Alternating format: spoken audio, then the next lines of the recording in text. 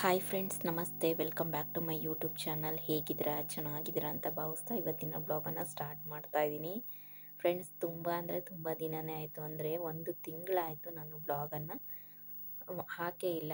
ತುಂಬ ದಿನದಿಂದ ಬ್ಲಾಗ್ಗಳನ್ನ ಮಾಡಿಟ್ಟಿರೋದನ್ನು ಕೂಡ ಶೇರ್ ಮಾಡಿರಲಿಲ್ಲ.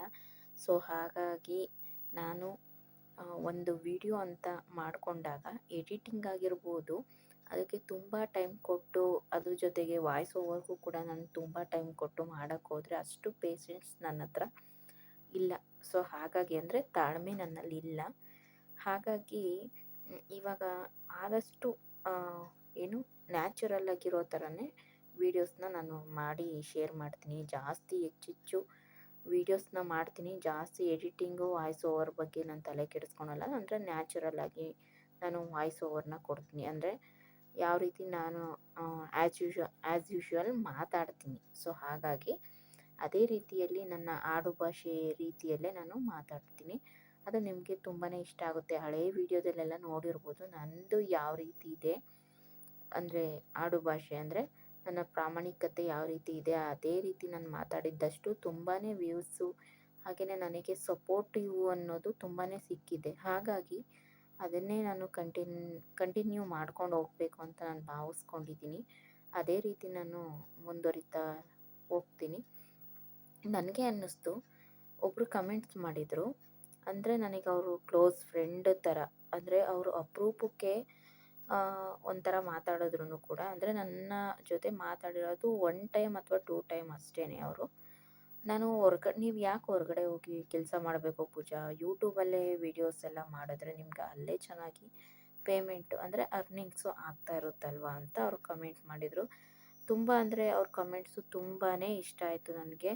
ಹೌದು, ಅವ್ರು ಹೇಳಿದ್ದು ಸತ್ಯನೇ. ನಾನು ಅಲ್ಲಿ ಇಲ್ಲಿ ಮಕ್ಕಳನ್ನೆಲ್ಲ ಬಿಟ್ಟು ಕೆಲ್ಸಕ್ಕೆ ಹೋಗೋದು ಅವಶ್ಯಕತೆ ಇರ್ತಿರಲಿಲ್ಲ. ಬಟ್ ಇವಾಗಿದೆ, ಇಲ್ಲ ಅಂತ ಹೇಳಲ್ಲ. ಎಷ್ಟು ಮನುಷ್ಯ ಎಷ್ಟೇ ದುಡಿದ್ರೂ ಕೂಡ ಅವನ ಆಯಸ್ಸು ಮುಗಿಯೋವರೆಗೂ, ಅಂದರೆ ಅವನ ಭೂಮಿ ಮೇಲೆ ಎಷ್ಟು ದಿನ ಆಯಸ್ಸಿರುತ್ತೋ ಅಲ್ಲಿವರೆಗೂ ಕೂಡ ಅವನು ಎಷ್ಟೇ ದುಡಿದು ಸಂಪಾದನೆ ಮಾಡಿದ್ರು ದುಡ್ಡು ಸಾಲಲ್ಲ. ಇನ್ನೂ ದುಡಿಬೇಕು, ಇನ್ನೂ ದುಡ್ಡು ಸಂಪಾದನೆ ಮಾಡಬೇಕು ಅನ್ನೋದು ಆಸೆ ಅವನಲ್ಲಿ ಇದ್ದೇ ಇರುತ್ತೆ. ನನಗೆ ಅಂತಲ್ಲ, ಪ್ರತಿಯೊಬ್ಬ ಮನುಷ್ಯನಿಗೂ ಕೂಡ ಆಸೆ ಇದ್ದೇ ಇರುತ್ತೆ.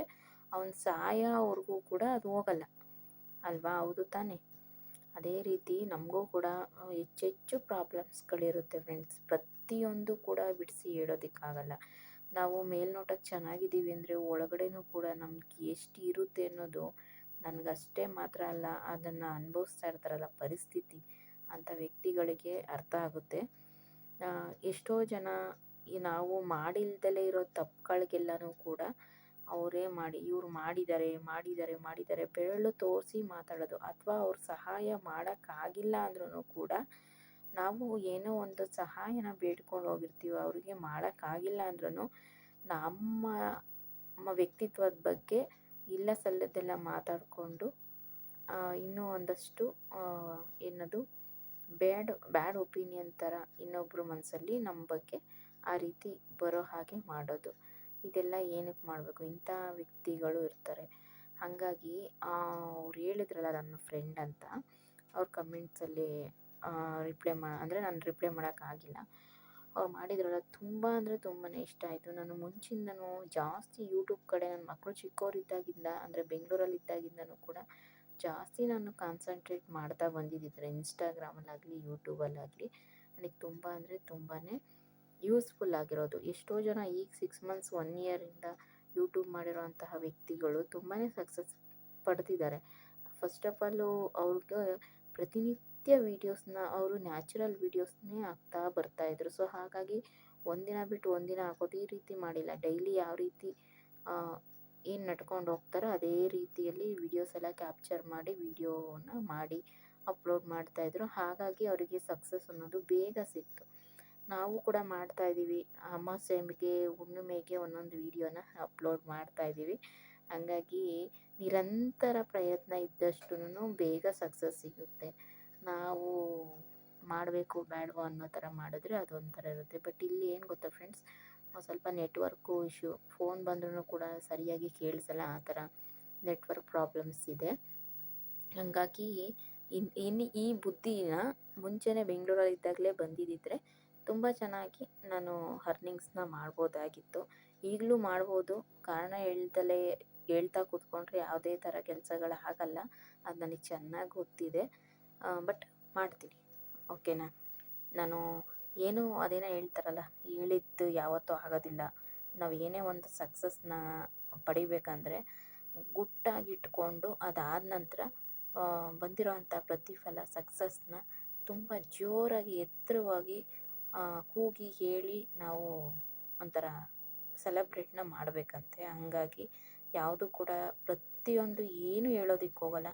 ನನ್ನ ಡೈಲಿ ರೂಟೀನ್ ಏನಿದೆ ಅದನ್ನು ಮಾತ್ರ ನಾನು ಶೇರ್ ಮಾಡ್ತೀನಿ. ನನ್ನಲ್ಲಿರುವಂತಹ ಕೆಲವೊಂದು ವಿಚಾರಗಳನ್ನ ಅತಿಯಾಗಿ ನಾನು ಆಲೋಚಿಸಿ ಕೂಡ ನಿಮಗೆ ಹೇಳೋದಕ್ಕೆ ಆಗಲ್ಲ. ನಾನು ಒಂದು ಸಕ್ಸಸ್ಸು ಅಂತ ಬಂದಾಗ ನಾನು ನಿಮ್ಮ ಮುಂದೆ ಪ್ರತಿಯೊಂದು ವಿಚಾರಗಳನ್ನು ಕೂಡ ಶೇರ್ ಮಾಡ್ಕೊಳ್ತೀನಿ. ಸದ್ಯಕ್ಕೆ ನನ್ನ ಸಕ್ಸಸ್ ಕಡೆ ನಾನು ಆದಷ್ಟು ಕೂಡ ಗಮನ ಕೊಡ್ತಾ ಇದ್ದೀನಿ ಇವಾಗ. ಅದು ಸ್ವಲ್ಪ ಲೇಟ್ ಆಗುತ್ತೆ ನನಗೆ ಅದೊಂದು ಸಿಗೋದು. ಅದು ಒಂದು ಒಳ್ಳೆ ಕೆಲಸ. ಬಟ್ ನಿಮಗೆ ಈಗಲೇ ಹೇಳೋದಕ್ಕಾಗಲ್ಲ. 1/2% ಆಲ್ರೆಡಿ ಆಗಿದೆ, ಇನ್ನು ಅರ್ಧ ಆಗಬೇಕು.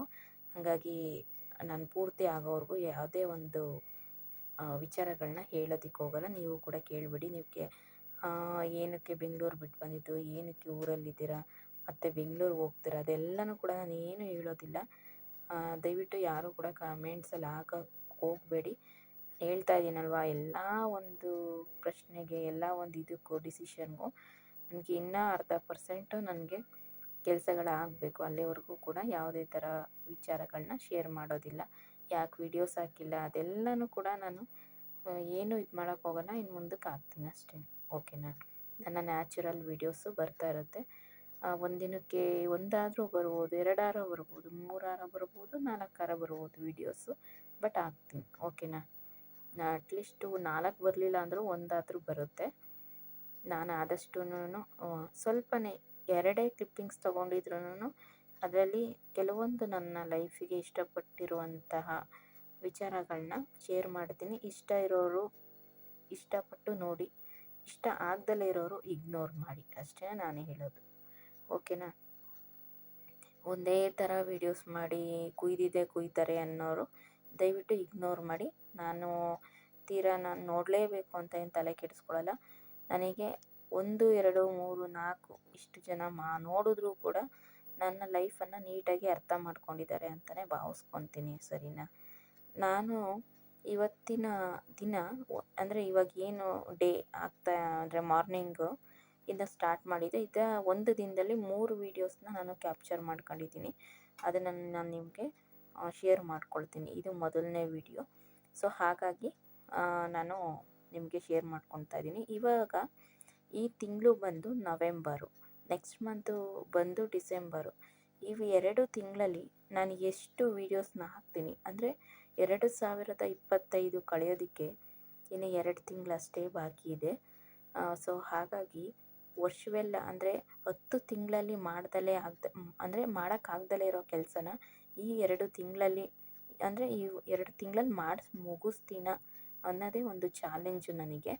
ಈ 2 ತಿಂಗಳಲ್ಲಿ ನಾನು ಎಷ್ಟು ವೀಡಿಯೋಸ್ನ ಮಾಡ್ತೀನಿ, ಎಷ್ಟು ಮಟ್ಟಿಗೆ ಆ್ಯಕ್ಟಿವ್ ಆಗಿರ್ತೀನಿ ಅನ್ನೋದನ್ನು ನಾನು ಇನ್ನು ಮುಂದೆ ತೋರಿಸ್ತಾ ಹೋಗ್ತೀನಿ. ಈ ವಿಡಿಯೋದ್ರಿಂದ ಎಷ್ಟೆಷ್ಟು ವೀಡಿಯೋಸ್ನ ಹಾಕ್ತೀನಿ ಅನ್ನೋದಕ್ಕೆ ವಿಡಿಯೋ ಮೇಲೆ ಅಂದರೆ ಪ್ರತಿಯೊಂದು ಥಂಬ್ನೈಲ್ ಮೇಲೆ ಒಂದೊಂದು ನಂಬರ್ನ ಕೊಡ್ತಾ ಹೋಗ್ತೀನಿ. ಅಂದರೆ ಈ ವಿಡಿಯೋ ಬಂದು 1ನೇ ವಿಡಿಯೋ, ನೆಕ್ಸ್ಟ್ ವಿಡಿಯೋ ಅಪ್ಲೋಡ್ ಆಗಿರೋದು 2, ನೆಕ್ಸ್ಟ್ ವಿಡಿಯೋ ಅದರ್ ವಿಡಿಯೋ ಬಂದು 3, 4, 5 ಈ ರೀತಿ.